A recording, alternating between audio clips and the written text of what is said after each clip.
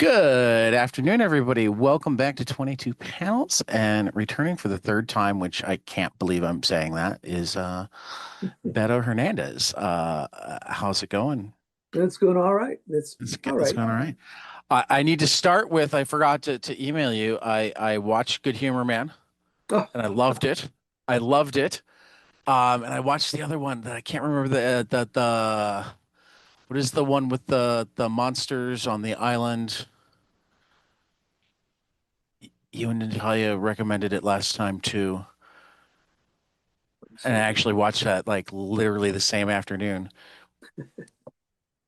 So yeah, your movie recs continue to be fantastic.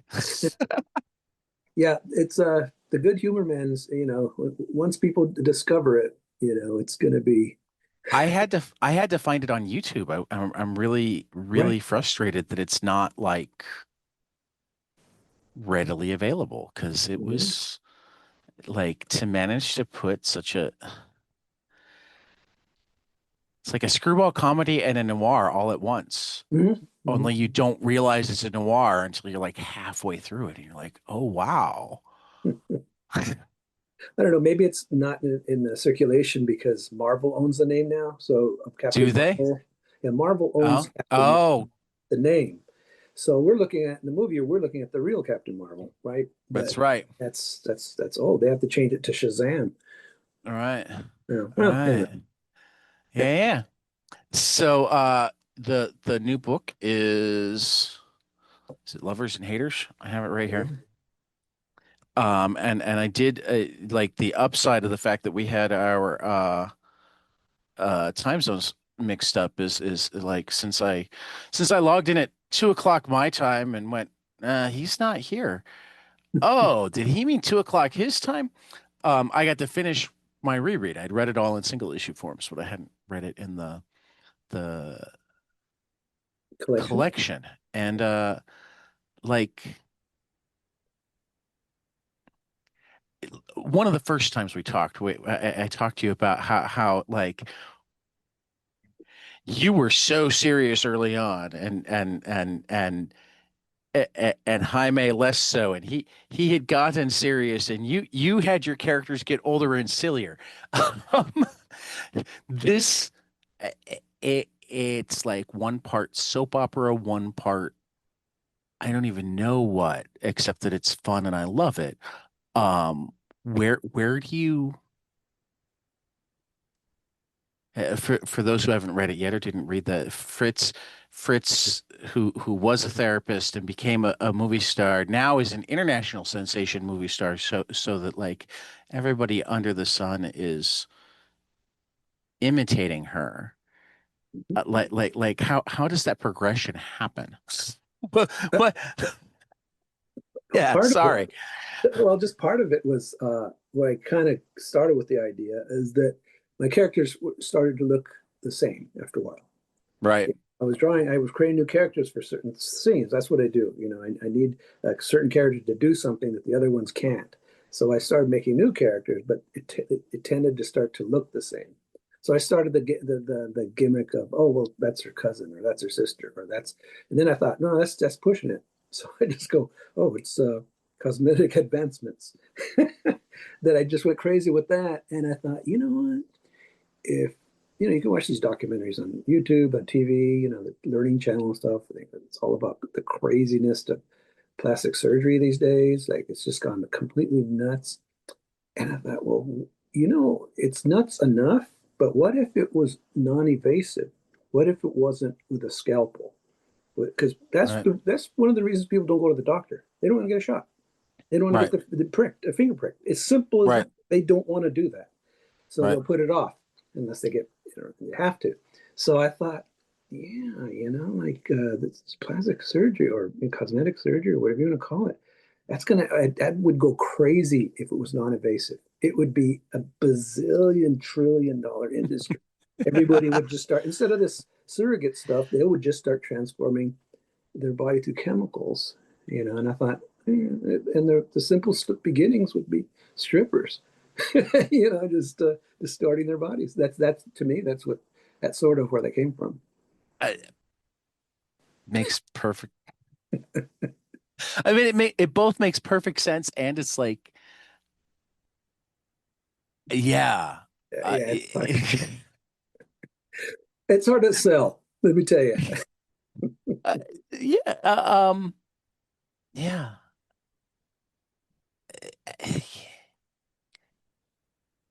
I also like it because as you get deeper into the book, it becomes harder and harder to know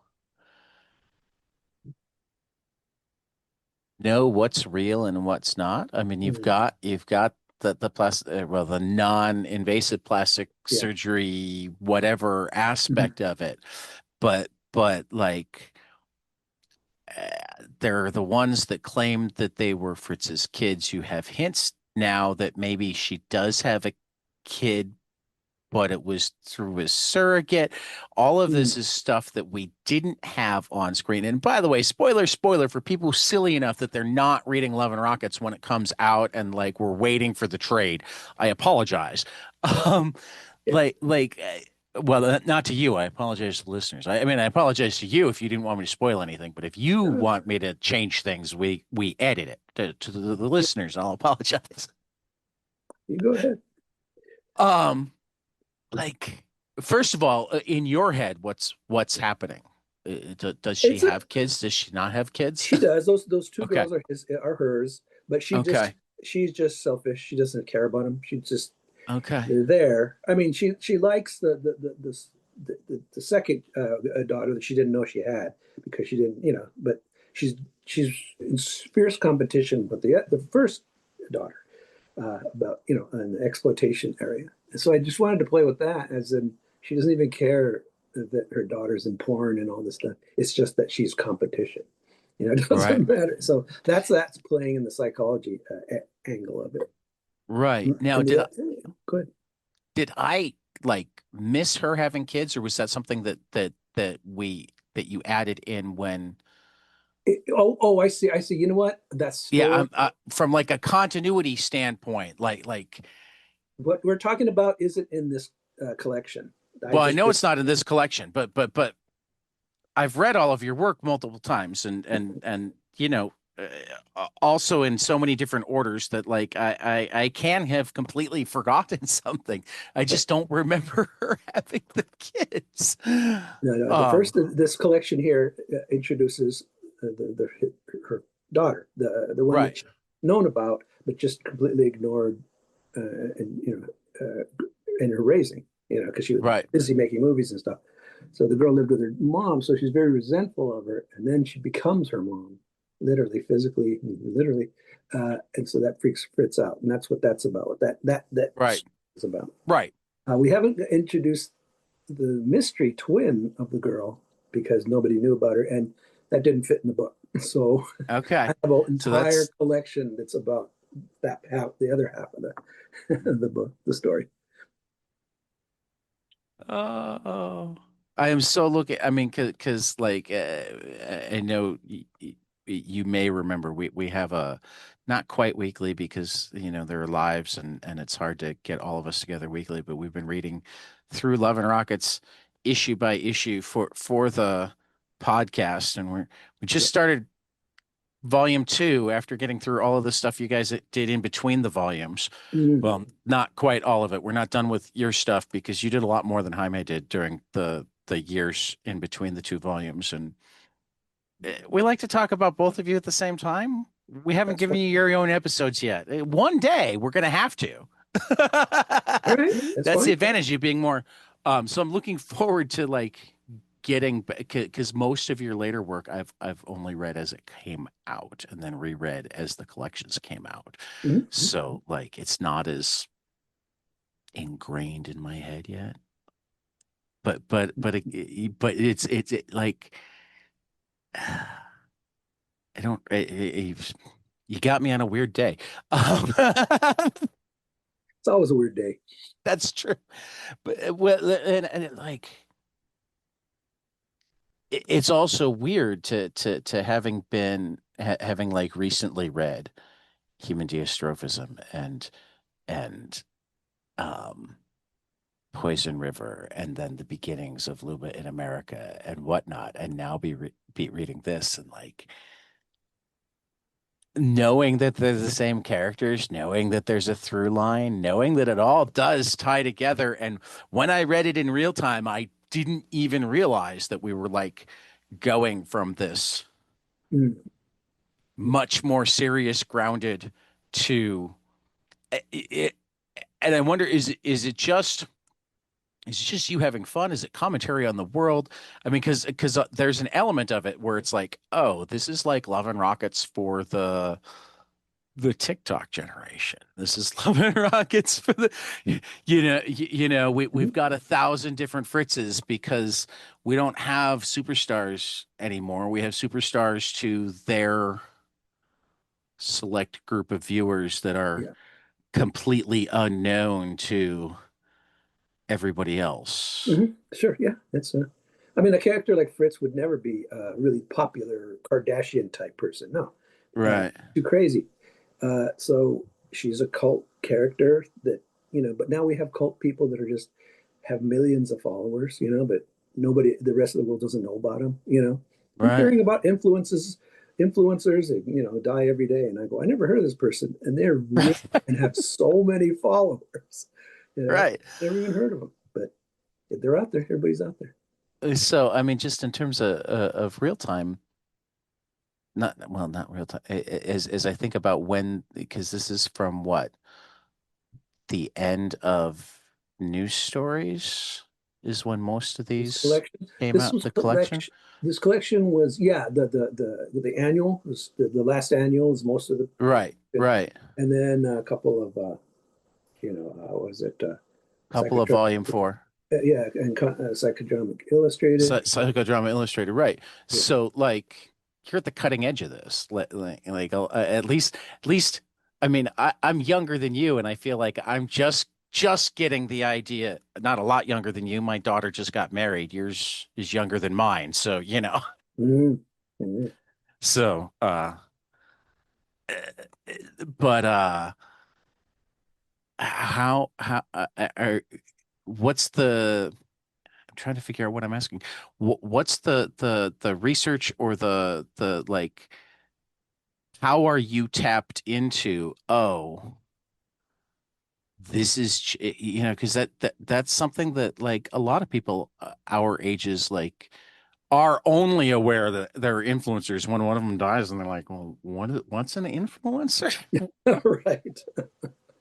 So the fact that I mean, you started writing this stuff 5, 6, 7 years ago. Mhm. A lot of the stuff in this book isn't, it's not collected stuff from last week. It's collected stuff from many years ago now. What Part of well, it was keeps you in the loop? What? well, I just kept, like I said, I would just scroll channels, like the Learning Channel and things like that, and it Okay. would have but yeah, right away I could tell there were exploitation, kind of like, well, you want to see Right. this 600-pound person, and you want to see this person or this guy who took drugs and made his muscles so large that they blew up, and just creepy shit like that. And that started to become the norm in, like, say, YouTube, because I Okay. scroll YouTube for music, but then a lot of stuff pops up, and you go like, Right. "This bodybuilder's real." I go, "No, that's AI." And they go, "Oh, he's real." It's weird. And then I realized it was a trend of people just distorting themselves. Okay. It started about 5, 10 years ago, and I just noticed, Okay. oh, they're just changing their bodies for personal reasons, because you can't sell it. I mean, you can't go anywhere with it. You're not going to be a movie star or anything. And Right. it's that OnlyFans thing where they're the star, they're the whatever they are, whatever their specialties are, and they make a living doing that. So anyway, I just kind of got wind of it, and I just thought that was really interesting. It reminded me of superheroes, where you get superpowers and you have big muscles and you do all kinds of stuff. But that's accepted. You do it with real people, like how I'm doing it. It's like, oh, Right. this is sinful. This is, oh, you're going to hell for this. Well, I already am. So No. no, but anyway, no, it's just I'm going on the record right now. God Mhm. has a sense of humor and he loves your work. Who does? You said you were going to hell already. So Oh, I'm going on the record right now. God has a sense of humor and she loves your work. Well, I hope so. We'll find You, out. you'll do fine. But no, it just, and it was also, it just triggered me to do because I was doing blubber, and I thought this Right, isn't enough. I got to do more crazy shit. Except, how about not blubber? Because people right. look at it and go, "Ah, this is a joke." Well, you have to I invest liked yourself. Blubber. I had a great time, and this is what's Yeah, weird. People are more scratching their head about like lovers and the haters and the recent psychodrama illustrators more than they are with blubber. See, because you see blubber, and I think they just go, "Oh, this is just crazy wild stuff." This is right, not, but this other stuff has characterization and it has right. a thread Well, to build and from. characters that you already know. I mean, Yeah, that's the part where it's like, yeah, because I'm still thinking about therapist Fritz. mm, I was still wrapping my head around Fritz, the B movie star. mhm, And even to the extent that I thought of her as the B movie star, like in my head, it was like she did that on her spare, she'd take 2 weeks right. off from her practice and go do a B movie and come back to it. Like this is where in the storytelling, it's like, wait a minute, wait a minute. So she give up all of those years of study and whatnot to be a therapist to go do this now? Mhm. And with this schmuck that's There's nothing good about I the guy mean, that quit. That's I the know that she's got mediocre taste in men, but she's generally like you create strong women.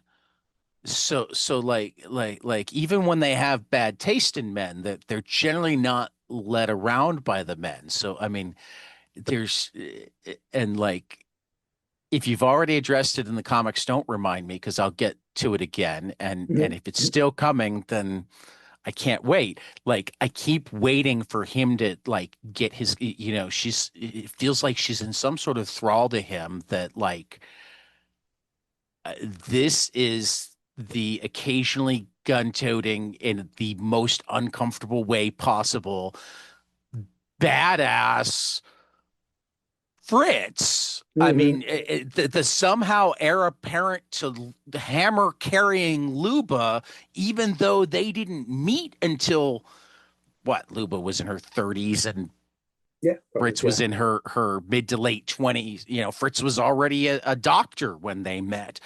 Um, I mean, like it's to me, it's like the example that some of it was just genetic.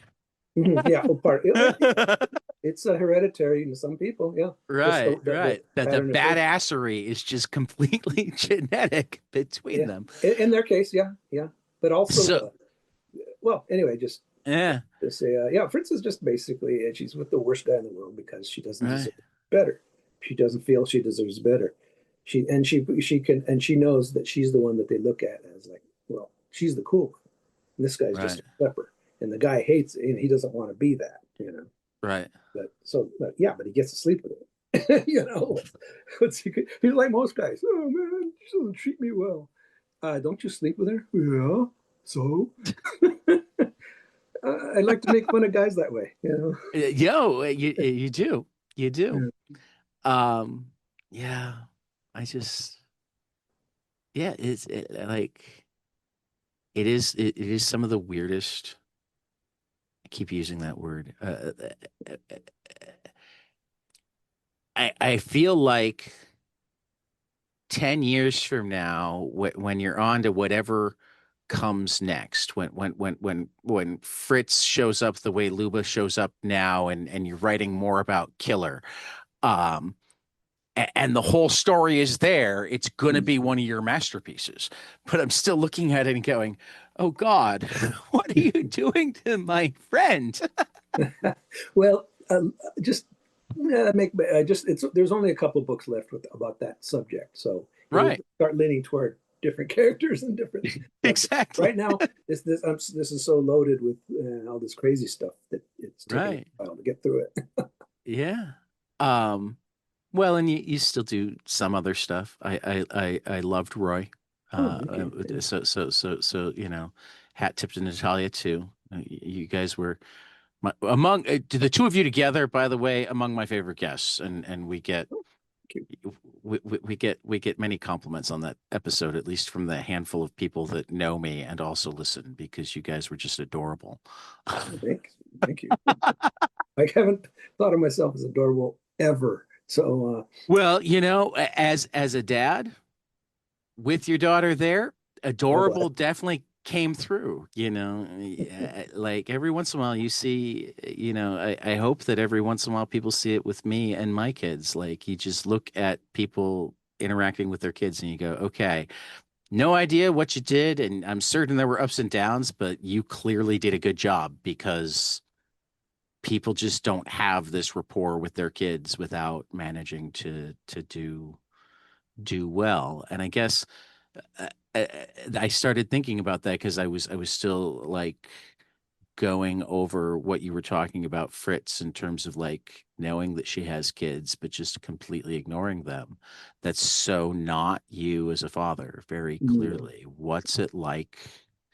I mean, how do you? work that out.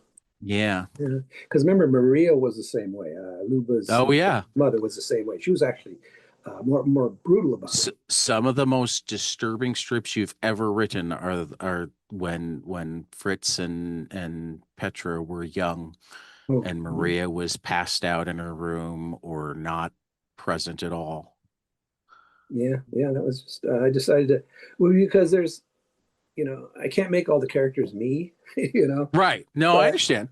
at the same time we can look at people that we don't like how they treat their family or anything, but they do have a certain personality that compelling. You do want to know what this person's doing, even if they're kind of crappy. Right. That's the trick to make a readable character who's actually kind of a jerk. As a matter of fact, this is not a spoiler. I guess maybe it is an upcoming If issue it of. is, it is. You're a legend. You're allowed to spoil anything you want. Well, it's an issue, probably the last 11 Rockets that's going to feature Maria, in it just as to connect the characters together. And the twin girls, who never met her and this and that. The second twin girl who's just going, boy, all these stories about my grandmother. He goes, I don't think I like her. I think she's a jerk. And the other one goes, oh, she was a total jerk. But they're just saying hearsay. They're just repeating because they heard stories. And they're like, and then I'm going like, yeah, she would be seen as a jerk. And I just never mentioned it in the stories. And so I do, that's what's good about having characters that aren't in that loop, where they're just sort of Right. looking at it like we are, going, well, that person's a jerk, or that person's, you know. Right. So anyway, uh, yeah, I'm aware that Maria was in trouble, and Fritz is too, but that's the anti-hero thing. It's Right. they have they're good qualities, They and, do. but they're I mean, they're definitely heroes that you want to see redeemed, or mhm. anti-heroes that you want to see redeemed. You don't want to think of them as irredeemably horrible. You Oh, don't right. want Well, to, that's you that too. know, I mean, I don't want to make them villains. right. Um, you have this whole, I mean, like what makes Love and Rockets from both of your perspectives so amazing is like, I mean, people talk about world building in superhero books or in fantasy. You hear about George R. R. Martin's world building, and you hear about the New York of Marvel. The world of Luba is pretty fucking impressive. Like the number of different characters, the number of different generations, like are they all going on in your head at once, or do you sit down and say, I haven't thought of somebody in a while. Let's look at this. I mean, how do they age? How do they grow and multiply? I mean, this is all coming up because like as you were talking about that, I suddenly found myself going, I wonder what Venus and Casimira are up to. Yeah, well, actually, in the next few issues, I'm going to be reintroducing characters I've ignored for a while. But what always happens is like I would like to, let's say I would like to do an entire one issue of just Casimira, just her Right, story, and that would be it, or that her final story, or final in an issue, in a whole issue. But it ends up being 2 pages, and then the rest comes all crashing down. So right, there's just so much more with the other characters. I can't really single out characters at the moment because Right. I have so many. And, not, it's, this ain't lasting forever. I have to start thinking some of these stories are ending. So I'm Yeah. actually picking stories. I don't like thinking that way. You Yeah. need you have cartoonists in your family, just make detailed notes, pass it on, keep them going. Yeah, that's a good idea. I mean, I know that you won't live forever, but their cartoonists will. Well, yeah, yeah. I mean, how old are the guys from Gasoline Alley now? Oh yeah, God. I think the main guy finally died, I think, and Yeah, at like was 104, yeah, something like that. And the baby, a founding baby now is like his 80s, I guess, 80 90s. something. Yeah. Yeah, yeah, yeah. It's crazy. I don't know, man. I mean, but you answered a little bit of how you make it. You didn't answer as much about how you think about them. I mean, are the stories going on in your head? Do you have an idea of what Venus is up to? And like, yeah, you start to write about it, and it winds up being all sorts of other things. But Mhm. like, I Well, mean, yeah, Venus. God, Venus is probably close to high school now, isn't she? Oh no, she's no, she's in her mid 30s. I've been, See, I've this is been, what I'm saying. I've moved several. Yeah, she's in her, and she's got a whole family, and now she's the mom. But the But fun part about writing her, this is stuff in the future. You haven't seen it yet, but this is right. stuff I'm working on. And basically, she's got a pretty big family, and they all like her when she was little. They're all crazy and neurotic and yelling at each other. And Venus is kind of the I can't wait same. to see this book. Venus is like basically the same person. She's in her 30s, but she's the same person. And that's I did that for fun. I And mean, surrounded by a bunch of yeah, that no, versions of herself, you know. And that she, sounds actually amazing. And I would so love to have it going on in my head, and now it kind of is. So thank you for that. that'll be coming out. I'm not sure which comic, but Well, yeah. working on Um, but again, like, and you've said previously, like we talked about it around music, and you said like, not all of the stuff that we I put in there is stuff I like. Sometimes it's the stuff that Venus likes, or the stuff oh right, somebody else. that Fritz like, because the characters have their own will. So like when you're sitting down to work, is that sometimes how it works? You sit down and you're like, okay, I'm gonna I don't know if I've even asked you before. What is your daily work process? How do you go about? Mhm. I get up pretty early because I have to, get my daughter, help her out, get to school. So she's Right. going to college, and Yeah. I just start, after breakfast and all that. I just start to work. Which comic? Okay. If like right now, I'm trying to finish 11 Rockets because I want to get to a graphic novel. That's another thing we should talk about. I'm working on a new Absolutely. graphic novel, and In the universe or a different no, just a universe? whole in Oh, my oh, lab, oh. cold reading, oh, brand new characters. The characters disappear after the book is gone. That kind of thing, just like a novel. So like I mean, I'm trying to think of how many times you've done that. You've done that a couple of times, but it's not Yeah, that uh, aren't in the Palomar world. The two right. ones would be Julio's Day and Marble Season. Okay. I You thought can. Julio's Day was technically considered in the Palomar world. It's not. No, Okay. and not. No, it Okay. wasn't planned. I mean, if you find something in there, that's fine. But No, I just know I thought it got collected with the Love and Rockets stuff oh, it and did. That they got this. It's there. They got this bug yeah, where they have to reprint everything, even if it wasn't in Love Rockets. gotcha. Like the old New Tales of Old Palomar, those three the Right. book that was put out in a book that wasn't Liver Rockets. So Okay. they just want to use they just want to stuff it with as much of my stuff as they can. Well, and from a marketing standpoint and like paying your bills in Natalia's college and whatnot, that's probably the smart thing to do. But Sure. sometimes it makes it harder for us to know where to Right. place things. Yeah, yeah, I mean, yeah. for that matter, some of your Dark Horse stuff, I'm like, this isn't officially Love and Rockets, but it feels like it's Palomar. Right. Right. Yeah, I when I did Dark Horse stuff, and we took a break from Lemon Rockets for a little while. And then we Right. started doing the comic book size one. I mean, Uh, Speak of the Devil always felt like the first Fritz movie to me. Yeah, it okay, here's the technicality. This is just for fun. This is not has Right. anything to do with anything. It's actually the story that inspired the Fritz movie. It's the Okay. true story of what inspired the Fritz. So I don't really need to do the Fritz book because, There you go. Because you yeah, did this. yeah, I did that. I love Because it. some of the books I did, they were because they were for different books, Publishers. or just different universes. Different books. Right. Right. Right. And I just said, oh, I can't use this story for this right now. I can't. I'll use it for So this, and it'll so just. Fatima and the Blood Spinners, where does that fit in? That was a Fritz book called Tame about a Okay. super spy named Johnny Tame, and he was the cool Okay. guy, and it was about that. And this was his origin story. Like he was Okay. working and doing the drugs and the zombies and all that stuff. Then he was going to go out solo and be a badass James Bond type character.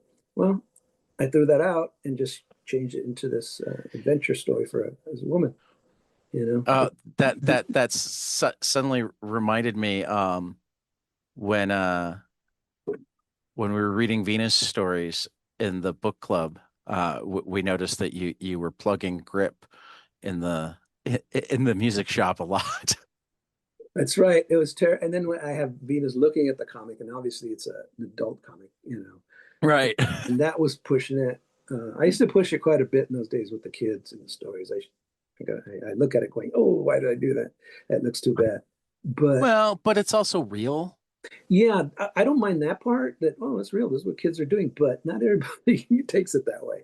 You Yeah, know, no, I know. always. I Yeah. just I'm not gonna recount the circumstances because they're not hugely fun and they're tangential, but I was once in a green room with a brilliant psychologist, world-renowned psychologist, um, who was sitting watching Kill Bill Oh, on his laptop with his 9-year-old.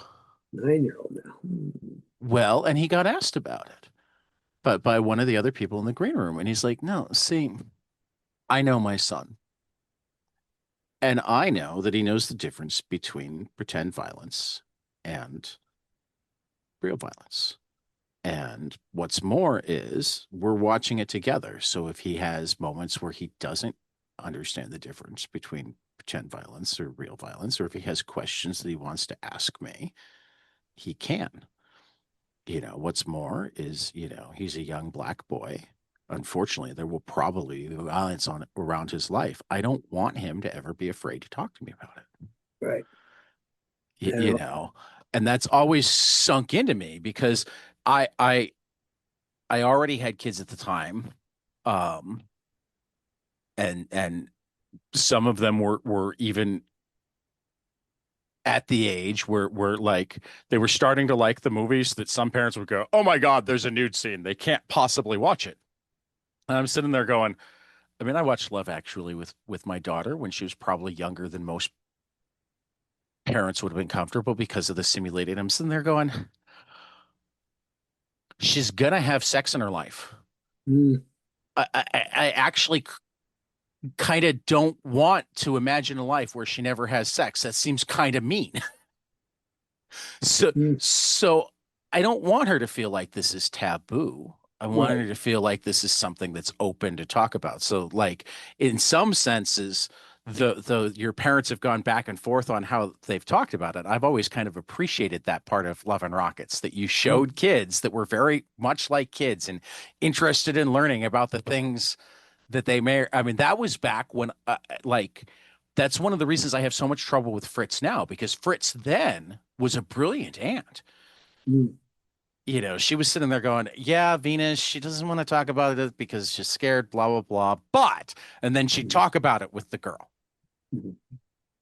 You know, um, so I mean, I guess I kind of get the point of the parents that are like, "Oh my God, you're encouraging people to do I things that they're not ready to do." But I also like we have such weird standards on what kids can and can't handle, and it generally what has more to do with our own comfort. I was about to say that. Like that guy deciding to show a 9-year-old's Kill Bill, that's pushing it for me. For me personally, that's Right. pushing it because it's so violent and so out of control. But it's because the dad wanted to watch it, and he has the No, kid. actually. Oh, really? Kid picked The that. kid wanted to watch it. Okay. I mean, that was one of the things he explained is like Okay. he wants to watch it. He has friends like I am aware enough that if he sets in that he's going to watch this movie, he's going Hmm. to find a way to watch it whether he watches it Well, that's with true. me or That's different. not. Yeah. Yeah. So he's going to watch it with me. There you go. Okay, that makes more sense. See, I thought the dad was going. Yeah, oh no. I mean the dad was actually like less engaged. The dad was Mm, doing work. I mean yeah. this was how he was the kid was there because the dad was going to be on TV in a few minutes Yeah. and like there wasn't another place for the kid to be. Kill Bill was being watched because it was what the kid wanted to watch and would like help him get through the evening. Sure. Sure. Wow. Um and Well, again, like it all comes down, I wasn't comfortable with that level of violence when my kids were that age, but I yeah. had different kids and I was a different parent. Sure. Sure. And that was part of his big point is like what kids can handle is unique to the kids and unique to the people working with them. And Yeah. Yeah. it's not the stuff, it's how it's presented Mm. more than anything. Um and that's something that's always kind of stuck with me because it was something that I felt intuitively, but it was kind of nice hearing it from somebody who had a lot of experience studying exactly that sort of thing. We're not just talking to dad, we're talking Yeah. like the Yeah. dad slash psychologist slash multiple PhDs, multiple books on exactly this sort of thing. Mm, mm. Yeah. Well, I remember saying things that were inappropriate for my daughter, and then I was like, "What do I do? Stop it, or do I just keep watching it?" You Right. know, because you don't. And I thought I'll just keep watching it and act calmly. Don't act weird. You know. Yeah. Pick up on whether or not they have questions, answer them if they do. Mm. If they seem weirded out, you say things like, "Are you okay? Do you want me to change the channel? Oh, yeah. Do you have any questions?" I mean, I was never a horror guy, so I was always deeply I didn't want my son getting into horror. His mom was more of a horror person. So like when he got to that age where he was going to do it with or without us, I'm kind of glad that she not only approved it, but like they started watching certain things together that Mm. I would never have wanted to watch, period, because Right. because like my son wound up a father early too, and I was scared to death because the who he was before the kids were born and who he became almost immediately, like as the first child was born, and all the more so by the time the second child, like we're almost like night and day. I cannot tell you how proud of my son I am in terms of how great of a father he became almost on a dime. That's great. Um, and it makes me wonder sometimes. It's like because like horror was his release. It's not my release. But it was his release. So how much do little things like that like I never would have been able to do for him because of how uncomfortable I am with Sure. it, and vice versa. Like that, because again, like my ex would have been less than would have been and or was less than thrilled with some of the R-rated movies that I Mm. would allow the kids to watch because she's Right. like, and I'm like, come on, they're gonna have sex. Let's have the talks be. I'm not watching pornography with them. I'm not watching movies where that's the point. And I'm Right. not like picking out the movie. Oh, I'm just like when they pick out the movie, I'm not saying no. And I'm watching it with them.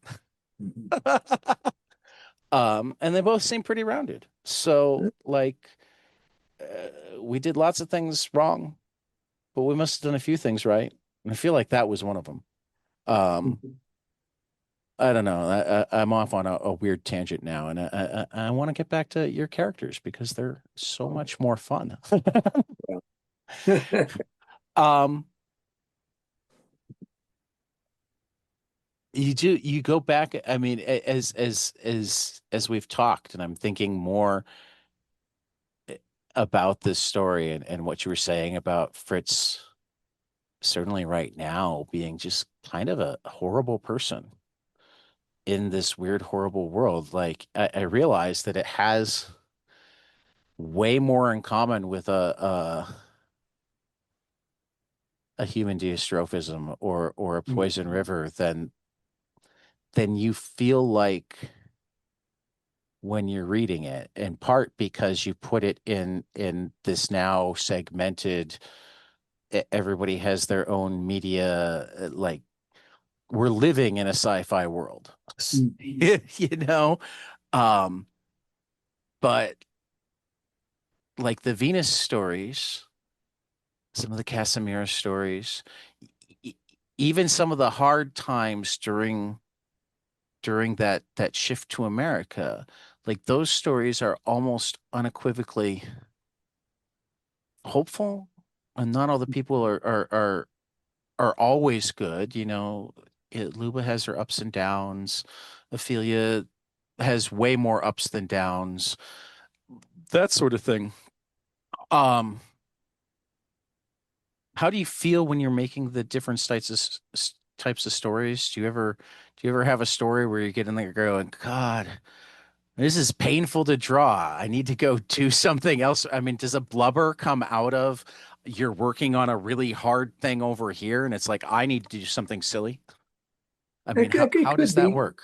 It could be, yeah. Like, okay, let's say that the breakup of Luba and Ophelia was basically Ophelia just got tired of Luba's shenanigans or whatever. Luba wasn't doing anything.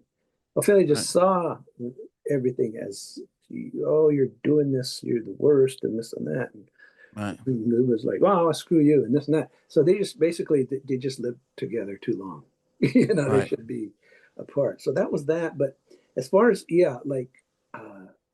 It, no, I can't think about that. If I have written and drawn things that I dreaded doing that just because I have to do it. It's part of the story. I have to do it. right, I can change my mind, throw the page out, but I always end up using it because I'm thinking, it's. I think it came out really well. But then again, sometimes when things come out really well, you've already done it right, years ago. And I realized a lot of times I just sit on it and go, okay, I'm going to do this thing. It's very difficult for me and the readers.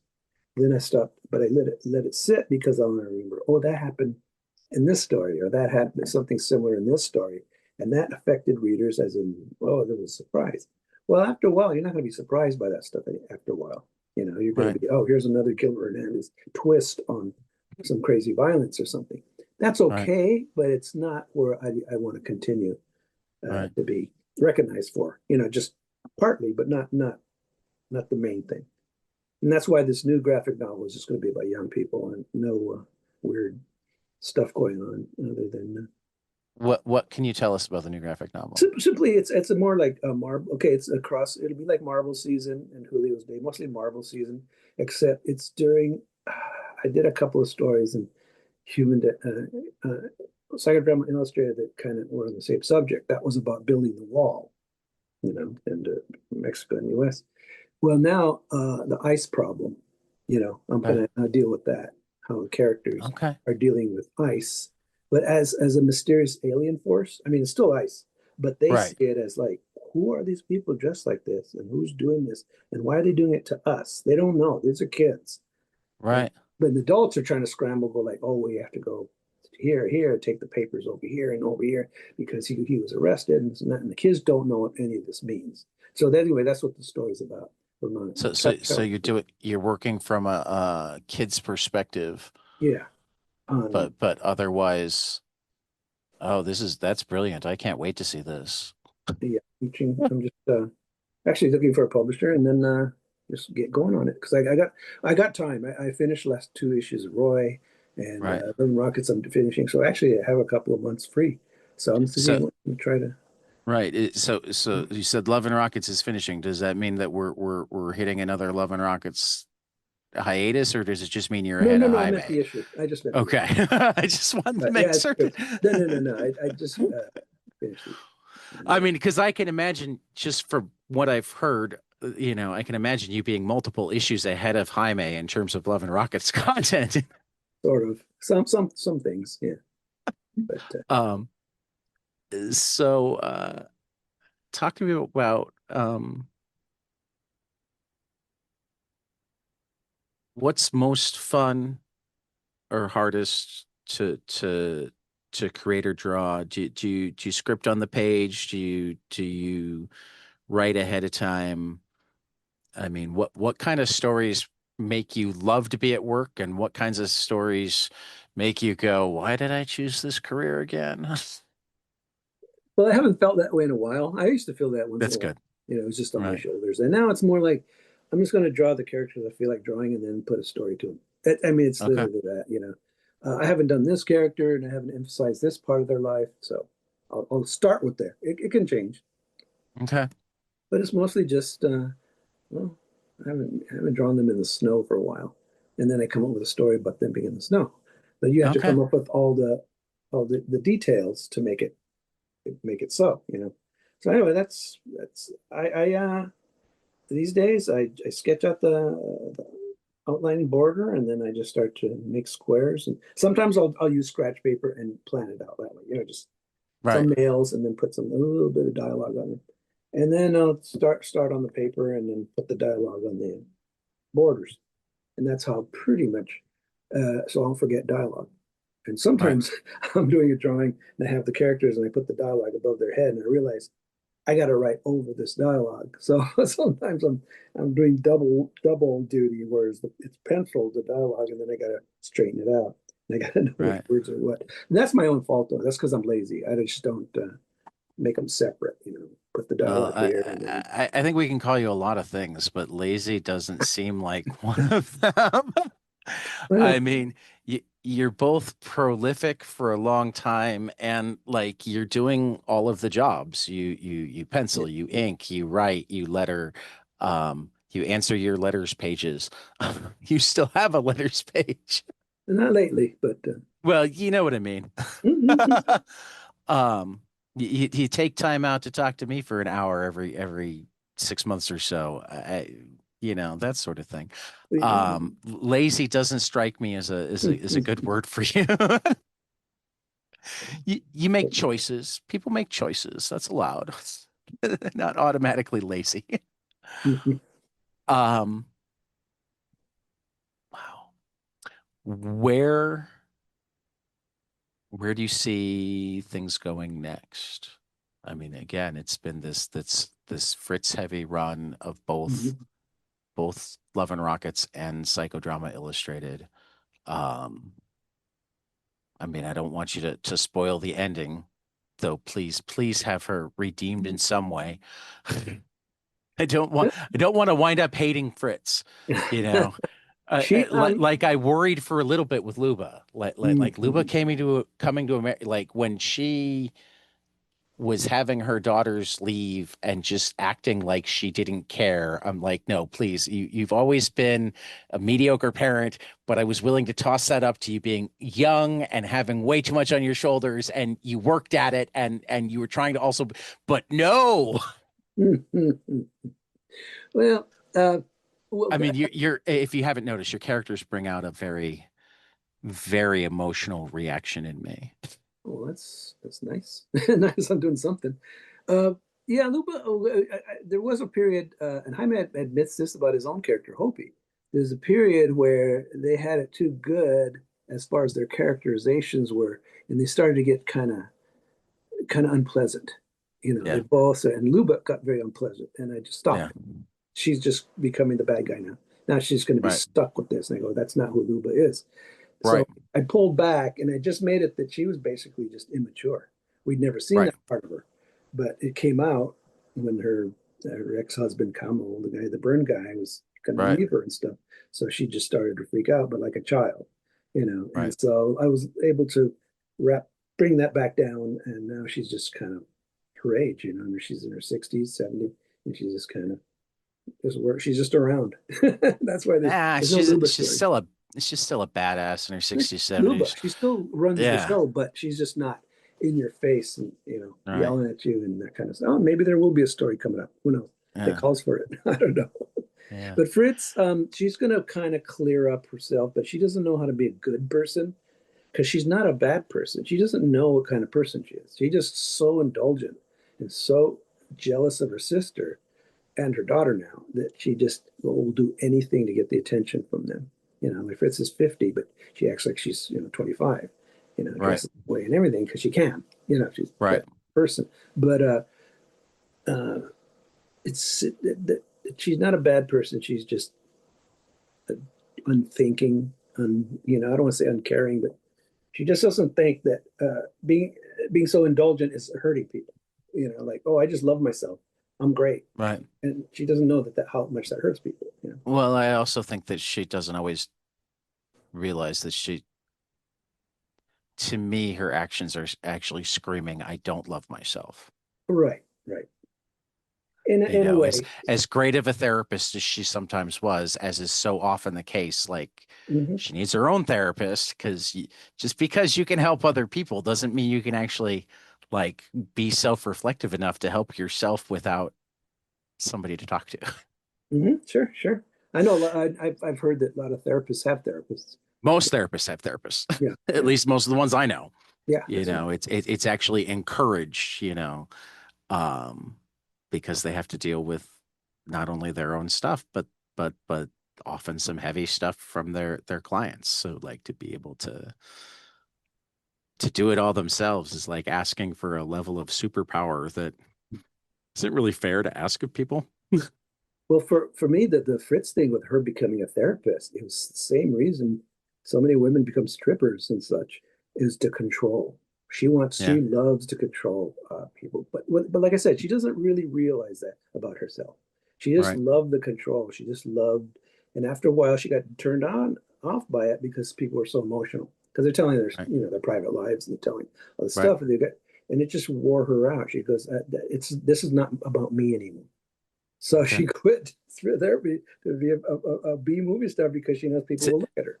see, we almost had one of my favorite therapists join us today because he's on a lot of the podcast. So Uh-huh. I so wish that he'd been here for that. I would love to hear his take on. I don't know. It clobber me. I don't know. No, I certainly wouldn't. He was late to the Love and Rockets game, but I brought him in hard. Um, yeah, Dr. Ramos is a big fan of your work. He wouldn't be clubbing you. Oh, right. He would probably be more going, please hope I don't do that. No, that was just a dramatic device for Fritz. I mean, Right. I'm sure they're just fine therapists. You know what I mean? I just used that for her because it fit in her No, trajectory. no, I understand. Yeah. She's just Um, super jealous, and I'm gonna be the attention, not you. I mean I mean even like the teenage Fritz that we meet in what Love and Rockets 10, right? Yeah, I guess. Yeah. Yeah. The one with the band and Steve. Oh, right, right. She was. Even teenage like Fritz has always to me been defined by what an utter badass she is and how in her own head she's anything but. Mm, She's capable of anything when she's doing it for somebody else hmm or because she's angry or jealous. She shows you that she's capable of anything, but in her head, mm, she's useless. She just has mm, it in her head that she's not any of the things that she is. She's not beautiful. She's not smart. She's not, and I feel like the lisp kind of comes and it gets heavier the lower her self-esteem is, hmm you She, know. the thing is, she's the type that doesn't see it.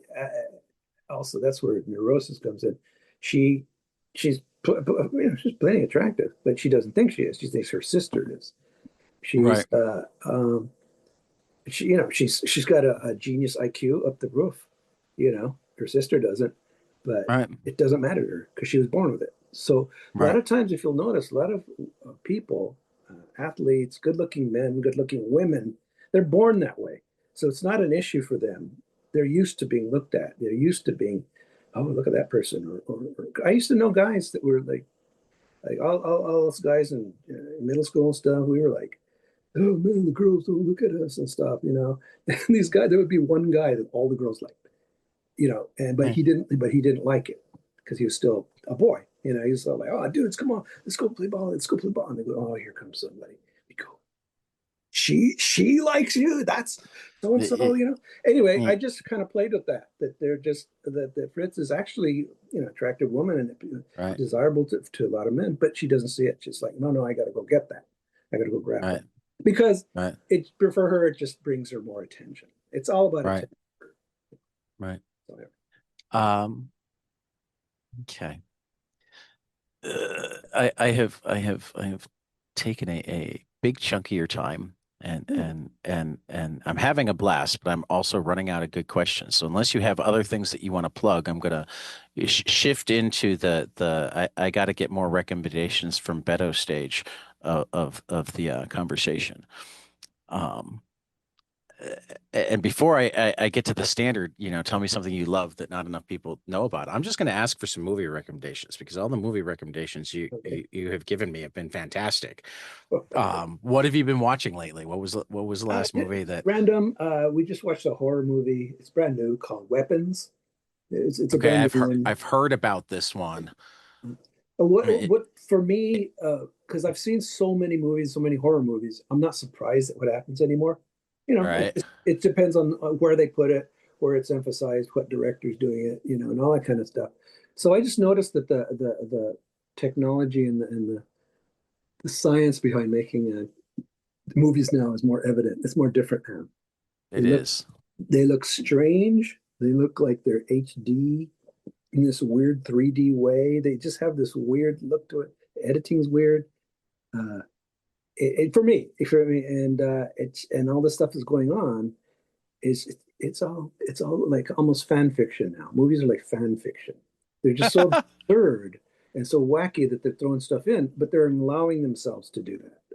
But it's like, oh, okay, I get it. They're not restraining, you know. I don't know what I'm really saying about it. It's just they're just movies are just different. The brand new ones. And Right. well, so movies to recommend. What have we seen? Yeah. Because I know you watch a lot of the old ones too, Oh so yeah, it doesn't have to be new stuff. I here's mean, an obscure science fiction movie I recommend to anybody. It's called in America it's called Enemy from Space, but it's actually called Quatermass 2. And it's Quatermass is a rocket scientist that they always call in because there's alien stuff going on, so he has to come and check on it. And he's kind of a jerk, Dr. Quater, Professor Quatermass. But it's basically an aliens infiltrating the Earth through the means of going through their bodies and stuff. But it's called Quatermass, like quarter mass, but Quatermass uh, 2. And it's highly recommended science fiction action thriller, or whatever you want to call it. Quartermass 2. There we go. 1957. Yeah, Val Guest. This does look interesting. And I can find it easier than I found good humor, man. Good Humor Man. Ah, Quartermass 2. Lunar colonization project intrigued by mysterious traces that have been showing up. Yeah, that sounds cool. And this is totally the type of like recommendation I need to get from you because again, you managed to watch the old movies that most people have never heard of Right, right. that also wind up being surprisingly good. There's So, it's what? hard to sell old stuff to new people, you know. Well, that's fair. But like I mean, how do you go about I mean, it surprised me when you said that like a lot of your research is essentially from channel flipping and going, oh, the world is becoming this. I mean, is that how you're also finding good old movies? Is it just channel flipping, or are you reading Sometimes lists and it started movie with the old books? monster magazines when I was a kid because there Okay, was the famous one from the 60s called Famous Monsters of Filmland. And what it was that the editor, he had so many, he was friends with everybody in the business. So he had so many stills, he didn't know what to do it from Europe, from Japan, from everywhere of horror movies we'd never see or ever hear of. So he would put them in there, just fill up his magazine. Like, this is so and so from something from Czechoslovakia. And it would be a Frankenstein you'd never seen, but you've never seen the movie. You can't look them up. You don't know anything. Sometimes they had the wrong titles on them. So anyway, I learned that way to be because I'm curious. I used to like monster movies as a kid, but I was curious about what's the one I haven't seen, or what's Okay. the one from Austria, or what's the one from, because from Japan you saw Godzilla, from Right. Italy you saw vampires, from Mexico you saw vampires, it was different. England, so, but then you would get weird stuff from different countries that are experiments and just weird castles and Frankenstein's Castle of Freaks. Like who the hell's going to name a movie that? Well, as you bring up the weird castle, I just looked up the other movie you recommended last time was Mad Monster Party, Oh yeah, which was so much fun. oh yeah. That's one that got slipped through the cracks, and now it's finally getting recognition. But All right. Um, so did you have, I mean, because it's one thing to find it in the magazine, but then to track it down, did you have a great like video rental place that you well, this went is to before that. or I'm growing up. You just watch what they showed you, and they're okay. just filling up Saturdays and Sundays in the day with whatever stuff they could get, and Right. sometimes they were obscure, weird movies. Just Right. weird. A mad scientist is going around. And he has an assistant, and Right. No, no. just nuts like that most kids wouldn't think is cool because there's no monster, but you watch it and you go, this is creepy. This is just a creepy world. So anyway, I just watched them like that, and then I started, and then like I said, I just used to read through fanzines and magazines, and then what came around in the 80s were the fanzines, like cult movies and psychodrama Right. and all Right. these different ones, and you would learn about movies like that. And sometimes they were just foreign movies; they weren't even horror movies, but they were. No, no, absolutely. I'm just saying that like particularly in the 80s, like reading about it in a magazine and then managing to see it are Yeah. are a different thing because like you read about it in a magazine, you have a list by the bed so that you can pull out the TV listings. Oh, wait, that one's going to be on Saturday. I gotta watch it. Like how was the process from going from the magazine of, oh, this movie looks cool, I want to see it, like was there Um, anything that you became obsessed with to go track down, or did you keep a list somewhere? How did that work? no, it was just through timing. It just obviously, like I'd read a certain magazine, and then luckily, because a lot of times when movies are discovered or rediscovered, all of a sudden you see them pop up. You'll Okay. see that, how they're listing on your phone. You mention Right. your favorite movie, it's going to pop up on YouTube on your television set. You're like, how'd that happen? You're So saying there was a natural algorithm before Google got around to it? yeah, for me, yeah, it was just a natural. I want to know about this, and what was And cool then about it, suddenly it was there. yeah, and then once you're done with monsters, you just go for the weird movie, the Right. oddball, so anyway, that's just it. It was just my curiosity, my passion. I still go Yeah. turn channels. If it's the end of the day, I'm done watching something. With my family or whatever, they go up and do something, and I'll just go and I'll stop at the monster movie. Okay. Every time. Well, I mean, and like, I mean, aside from the fact that just every movie you've ever recommended, I have watched and loved, no matter what I thought going into it. Like, um, the Fritz B movies Mhm. have always been like, oh, wait a minute. This isn't coming from nowhere. I know Beto is a movie nut. There are movies like this. I need to go find those movies because I like these comics more than half the movies that people say are great. And maybe they're not the like long ago I became aware that like many of the things that I like aren't necessarily inherently great. They're just more Mhm. entertaining to me. Sure. There are plenty of things I'm like, yeah, if you make me give it a rating, it's 6 out of 10 stars, but I'll watch it. I'll watch it way more often than I'll watch most 10-star movies. I hear what you're saying. They're easy to watch. They're just, yeah. Right. I could see myself watching Mad Monster Party again when we get done because because that's the one that I found it the day we talked last, Oh, and it okay. was on sale, so I just Oh, bought it. So like within an hour of getting off with you and Natalia, I started watching Mad Monster Party with my wife, who had actually seen it. She knew the oh, movie, and I'm like, oh. wow, I didn't even know this existed. So how did the cat fight come over? It was fun. It went well. Every She thought time it that was hilarious. She thought it was hilarious that I was into it because it's in many ways more her type of silly. She's an uh, airplane. You know, she likes airplane comedies. I like The West Wing. You know. right, right. Um. So yeah. So Yes. so so Weapons is the movie that I may or may not watch, but now enough people have recommended it for different reasons from different places that maybe I'll make myself watch it sometime during the day when it won't affect my sleep. I don't know. I can't recommend it, but at the same time, if everybody likes it, why not? You know. Well, I mean, if you don't see, this is I want to know if you're recommending it, Beto. I don't Mm, care about whether everybody else yeah, likes I it. you know that one I want, I'm on a fence. I couldn't. I don't want to say no, but it's not a movie I thought was very important or special to me. okay. Yeah. I mean, most of what I've heard about it is like, oh, this is portraying this or that thing in a really great way. And I'm sitting there going, well, if it gets through to horror people, great, but I already know those things, so I don't need to. Yeah, I mean it's okay if you want to see it. You know, it's I wouldn't say don't see it, but I'm not saying it's a great movie. No, I don't even care if you're saying it a great movie. I'm saying like I want the ones that you like, the ones that you think are fun, the Mhm. ones that you see and they're like, I'm gonna watch that every time I come across it on TV again. When I'm Yeah. flipping channels late at night, if I Mhm. hit that, I'm watching it again. Period. I'm gonna be up half an hour late because Quartermass is on. There's you think. right now I'm blanking out because what Because movies we do you talked recommend? comics for too long.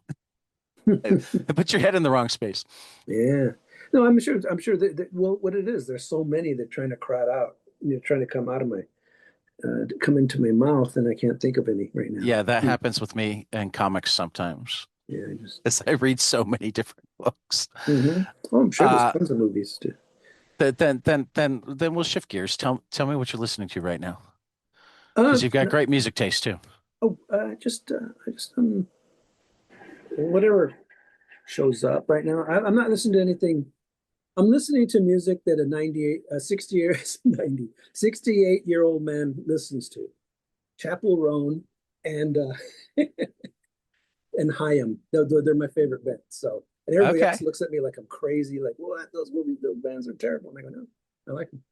I like them. They play power pop the way I've always liked it. Melodic pop that just punches. It's great. Yeah, yeah. And then the final, the question that gets asked every time, and you've given me movies in the past, which is why I did the movies first. Tell me something you love, preferably a comic, but we don't have rules. Preferably storytelling that but we don't have rules. But something that you love that not enough people around you have experienced or know about, Mhm, mhm. and you want them to because you need more people to talk to about it. Yeah, Yeah. That's usually, well, music gets you too much into too many arguments. Comics is because I'm not looking at comics right now. I'm not really Well, finding it things. doesn't have to be new. Yeah, even old stuff. This Yeah. has been so long that it's like Right. I've talked about this. You know what I mean? That kind of Right. thing. Right. Movies would be the only thing, but right now I'm blanking out. I'm just Yeah. it could be Quatermass too. Well, I mean, I mean, you can go literally anywhere. Andrew Iden, the last time he was on, said his tomato garden. Nate Powell, the last time he was on, said this is going to sound really, really weird, but I live in the indie comic world and I started reading Jonathan Hickman's X-Men and became a Wednesday Warrior again. So I need people to talk about X-Men with. So, so it doesn't actually have to be like Mhm. completely you've never talked about it. It like Yeah, just there's so much out there. Gosh. yeah. Oof. Well, and you are such a I mean, it's one of the reasons I love talking to you, is one of the reasons I love your work. You are not only a creator of, but an imbiber of pop culture. You see and evaluate the world a lot through culture in a really cool way, and I love that about you. And you're going, I don't know. I don't know. I've always been weird. I've always been the outsider, the weirdo. Me too. No kidding, we're talking. Right, right. I wasn't cool until I had a comics podcast, and now I'm cool among people who are also not cool. That's cool. That's But cool. some of them are people like you. So, I mean, I'm cool among, well, I don't know if I'm actually cool to you. I don't want to overstep that bound yet. We might not be there. But I'm cool among people that like 5 years ago, it's like, if you told me that I was going to speak to them, much less be friends with them, I would have been like, nah, Oh, absolutely. Yeah. uh-uh. um, Well, the weird, so the weirdo world is my world, Beto. You don't have to worry about yeah, it. The weirdo it's world. weird. It's at times when you're growing up, it can be lonely Yeah, because and mostly because you want to talk about it. You want to talk exactly. about the weird shit, and nobody cares. That's Nobody where wants this to. question comes from. Yeah, yeah. Oh, it wasn't easy. My brothers, we listened to music and movies and comics, and it was it, really. A couple of people here Right. and there. But whenever I talked to about comics to uh, regular folks, they Right. were more interested in stuff I wasn't that interested in. Certain So Marvel is comics, certain things. uh, I was uh, just like okay with I it, but I wasn't, I actually meant to ask earlier because the Dodgers are in the World Series. Are you as much of a baseball guy as your brother? no, no, no. Okay, so you're not even. I need to talk more Dodgers. Shohei. Well, yeah, well, you know what? It's because this is where Jaime and I differ the most. I don't have a competitive bone in my body. Okay. Competition to me is completely alien. So sports, things like that, politics, all that stuff where everybody's trying to beat the other guy. It's just like it gets boring. It's like I don't care about that. I just want to look at my shit and hang out over here. So I've never been that where Jaime is real meticulous about sports and the stats and this and that. He really likes it. He really, and you know how people hate the other teams. They love their Yeah. team. See, I'm not great at hating any team but the Yankees. Okay. Um, I'm supposed to hate the Dodgers, but they signed Shohei and my friend Chris's kids. He lives in LA, so his kids are growing up Dodger fans because they're the local team, and like Hmm. I love his kids. So, suddenly I find myself a Dodger fan, even though I'm like I've been a Giants fan all my life. I'm supposed to hate the Dodgers. The weird thing about sports to me when it gets that picky, with people getting picky with teams, is like the guys are from different Oh different. yeah, no, no, no, no. They're Well, all from and different cities and different. a guy that I know a little who does a newsletter did a whole book on rethinking Phantom, where A, he encouraged people, look, if you're turned off by this part of baseball or this part of whatever, then like ignore it. Mm, You don't like to think about the politics, then don't. This is supposed to yeah. be fun. Right. And like it was also like self-reflection for him on like uh the fact that like he wasn't as much of a one team fan anymore. Mm-hmm. If anything, he was more of a baseball fan than he'd ever been. But like the teams of his childhood, he kind of rooted for. Mm-hmm. Like if he felt the need to root, and I feel like that like growing up, I was a rabid Cubs and Red Sox fan. They've both won the World Series now. I've had that thing. And now like I'll root for the Cubs against another team. But like when they were done for the season, I wasn't crushed. I didn't stop watching baseball. I Mm-hmm. didn't even know if I was rooting against the team that beat them. I'm rooting for the Dodgers in the World Series because I have slightly more connections and because Shohei is just Sure. something to behold. Mm-hmm. But if the Blue Jays win, it'll be a great story. I'll enjoy it. I actually enjoyed when they like reeled off the 9-run inning the other night. And it's like, oh wow, they're supposed to be the underdog, and Uh, boom, they just made it clear that they belong here. well, Um, but I know where you come from, where a lot of people with sports don't manage to look at it that way. So I get it. I get it. I don't know why it skipped me because all my brothers are all sports fans. It just skipped. Okay, so it's just Yeah, just me. for a second there, I thought Jaime was actually the anomaly because you talked about all of you guys talking about comics and movies and Mhm. music. So you're just the one that is skipped. That's cool. Me and my sister, she doesn't care about I mean, like, I'm all for all of the sports except baseball skipping you. I don't it. like any of the other sports at Mm. all. Yeah. People start talking football or basketball to me, and I'm like, with the football, it's like, you mean the sport with all the head injuries, and Mm, mm. the basketball, I'm like, you mean the sport that moves so fast that I never know what's going. Yeah. Yeah. No. I mean, when I see it Um, on TV and stuff, I've seen some crazy goals, in soccer, yeah, or, that's cool, but I don't no, pursue yeah, it. I just don't pursue it, yes, soccer is the one other sport that I could see myself possibly getting into. I've Hmm. been on the fringes of it. But I don't think I'd ever truly have a team. I think I'd just be rooting for beautiful games, Hmm. you know. Um, See, I was trying to like feed you things to get your head going so we could come up with that one thing that you love that people need to talk about. I think we've discussed it. It's the comic books I like, the music I like, the movies I like. It's Yeah. you know, yeah. I have nothing new to say because all I do is work. There's very few new things coming my way. Uh, So Beto loves his next book to be determined. yeah, my next book and my favorite thing to do So is to finish a book. That's your my favorite thing? favorite thing. So, Okay. two favorite things. One of them, Crumb and I share, is that we both love the finished product more than anything else.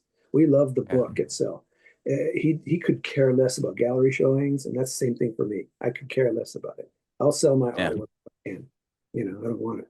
I want the book that came out, and that's how Crumb feels. He just loves the book. Well, if that means your artwork's sometimes going cheap, you have my email address. I don't think that's going to happen right now. Just I didn't think so either. you, you can, But you since you can. don't care, I was. No, I don't meant no care. Like it's not like the most important thing. Well, I it know, is. I You got to know. draw it. No, no, no. But I know. just anyway. The other one was I love to finish a book. I love to finish it, and then scan it, send it off, and then just you relax, and then you get the corrections, and you go back and forth, and finally you get it in the mail, and I'm happy. There's a book out. You know, So finishing the book. That's a great hmm thing to love. That finishing the book. qualifies as an answer for the question. Finishing the book. Because it doesn't mean what a lot of people want to think. They always think it's all about how do you get around the hard part. I want to get there, the easy part. I go, well, it's all the hard part. If you're any Yeah. good, even if I'm just wanting to finish the book, I got the hard part to do still. I just don't talk about it. I don't say, oh, well, I got to climb this mountain to get to the end of this book. It's like, no, it's just it's the work. So it's never like I'm going to finish this book no matter what it looks like. Like Right. slapdash it, throw up pages and just throw in junk, whatever. No, no, I Never understand. do that. Right. But a lot of people No. want to do that. But Yeah. there's one thing I will say that when young people think, I want to be a cartoonist, I'm thinking, they're already in their 20s, man. Get it, catch up. And I'm thinking, like, well, have you been drawing since you were a kid? They go, well, I have some. And this and that. They go, well, I want to know, I want to do it how you do it. How did you do it? And I said, Well, it's when I was 5, I was on the yeah, I floor of the started when I kitchen was with. 5. I did my first comic. But if you're talking about making comics now, that's been for 40 years. So, Yeah. over 40 years now. So, Well, I told you that my daughter got married. It was actually yesterday, and I oh, loved it because I was sitting next to my grandkids, and they were both drawing in notebooks to stay. But I looked down at my 6-year-old grandkid, and he was making panels on his pages. wow, He, cool. he he was numbering his pages. He was like telling a story about tornadoes. He's very into tornadoes right now.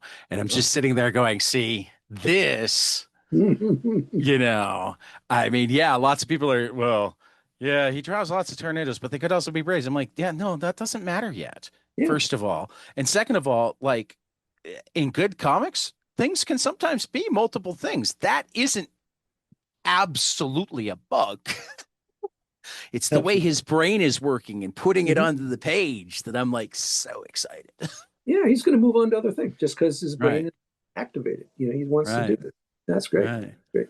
Yeah. No, I didn't manage to get my camera up quickly enough, but Mm. when I saw that he was, because like initially when I caught him, like he was just like super diligent and I could see him making the grid lines and I'm like, you're 6. There's nothing cooler than watching a small child working out their art, working out Right. they're done on the page, and they're just Well, see, I'm gonna have a slightly different closing question than I normally have then, because your daughter is now officially a published cartoonist. Talk to me about watching her start as a cartoonist. Talk to me about the young Natalia. When did she start drawing? What was it like as she. a dad? It How was much did you want to dive in, and how much did you want to be? She's got to come to it on her own. oh that well, I'm pretty lazy about that in the sense that I don't follow those rules of like, well, she's got to do it on her own. You've got to stand there with your arms folded and not say a word. Nah, fuck it. Come on here, draw this. I would help her with stuff that she would get stuck on just to get it out. Because when she first started doing comics, we made them for Comic Con. Okay. And, a lot of people who don't know how to make comics, you can't do it that fast. So I was there with her in the early days to do her help her with her comics. She just saw Daddy in his room working, so she goes, "Oh, I have to do comics too," And she liked the fact that she would watch me, and the Yeah, people would but come up. how old is she for this? Because like I know that she's only mid 20s now. Are we Yeah, talking like 5-year-old Natalia? Are we five, talking 6, yeah, 5 or 6. like as soon as she could hold a pencil, she's like, I'm Yeah, doing this. I'm doing this. She thought, well, she just liked how I got attention at the con, and that she had access to sitting with me if she wanted, and Right. that kind of thing. So Well, I mean that was definitely one of the fun things from the conversation with you when she was Mhm. talking about the books that she liked and like finding out that her friends at school liked this or that and going, "Oh yeah, Jim. Yeah, he comes over for dinner sometimes." Oh, right, right, right. Yeah. Uh, so Beto, it's always a blast.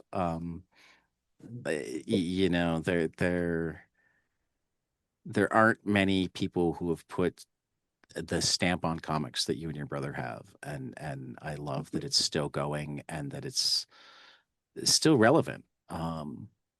I mean that's something that I think any sort of creative type strives for, is that their later work is looked at with as much anticipation and joy as their earlier work, and like every new thing you come out with uh, for a moment is my favorite. Does that make Okay. sense? Yeah, thanks you. You're a diligent reader, and thank you. Um, and I think when it really, just my pop culture thing, when Tom Petty died, one of the things that a lot of news agencies were going with is like how odd he was because his best-selling album was his ninth album. Mm, And most bands, mm, like those first couple of albums are huge and they can stick around, but to a certain extent, they're just living off of those first couple of albums. mm. And Damn the Torpedoes was like his ninth album. Oh, Free Falling was off of his ninth album. mm, So this idea that, oh, you could still bring in this whole new audience. mm. That's weird when a band does that. Like all of a sudden they've been at it for 16, 20 years, and then also one record just happens. Right. Like, oh, And for that matter, like, and a lot of it is that I was in absolutely the right emotional space. My favorite band is Pearl Jam, but the mhm, reason they're my favorite band is I feel like I've literally grown up with them. mm, It's not just that every new album is for at least a moment my favorite album. It's that every new album, they've been close enough to the emotional space, the maturity space that I was in, that every new album speaks directly to me. When I was an angsty young person, they were doing angsty young people music. sure, When sure. I started having kids, they were starting to have kids. When my kids were Mm, growing up, they were, and their music has always, they've never been afraid to have people not like their new album. right. Yeah. You That's know, having money. Sometimes, I mean, definitely a huge part of it is having money, but it's also deciding how much money you need Yeah, exactly. Yeah. because it doesn't always have to be being filthy rich. It can be like, and also like when you have those first, I mean, because it's funny at concerts, like about half the people are there for, and all they want is stuff after the first three albums, Right. Of course. and they couldn't care. And the other half of the audience wants their deep cuts. There you I go. mean, so, and I think that's something that you and Jaime have pulled off too, is that like everybody knows nobody who has gone beyond superheroes doesn't know human dystrophism and death of Speedy. But those of us who have been paying attention, I think, look at those as your coming out parties, not your peaks. Oh, I see. Huh, hope so. You know what I mean? Yeah. Yeah. Um, so I can't wait to see what's next. I like when you do kids, so I'm really looking forward to see how you handle ice from a kid's perspective. Um, because that's got to be, I mean, it's something I think about. I, Mhm. I I teach school, you know. I live in Chicagoland. We've been at the center of some of this stuff. You live in LA. You've been Oh, at the yeah. center of some of this stuff. You've been more at the center because you look more like who they're looking for. Hmm. Um, so thank you so much for all of your work. Thank you for spending time with me again. Sure. And I'm certain that we'll talk again at some point because we I know I have a good time. You seem to have a good time. You Oh, haven't yeah. stopped returning my emails. So and I'll let you know what I think Quartermass because it might get watched sooner rather than later. Um, Quartermass too. It's very good. Quartermass 2. Is there a Quartermass 1 or Yes, is there it is. okay? It's called the Quartermass Experiment, but with Okay. not a E. It's an Okay. okay. It's a standard guy turning into a blob movie. It's okay. Okay. It's good, but the second one is The real second one's better. science fictiony and stuff happens in it and characters. It's really going on. The third one is the most popular. It's called Okay. 5 million Years to Earth, I didn't even or the Quatermass Quartermass. and the I see it. Yeah. Okay. and it's in color. That's worth seeing too. But you have to see Quatermass 2 first, and then that. Okay. They're both Eh. they're both terrific sci-fi movies. I will definitely, and I've had well, yeah, it's been an interesting time. So thank you so much for Beto Hernandez. This has been 22 panels, and we will see you after the next page.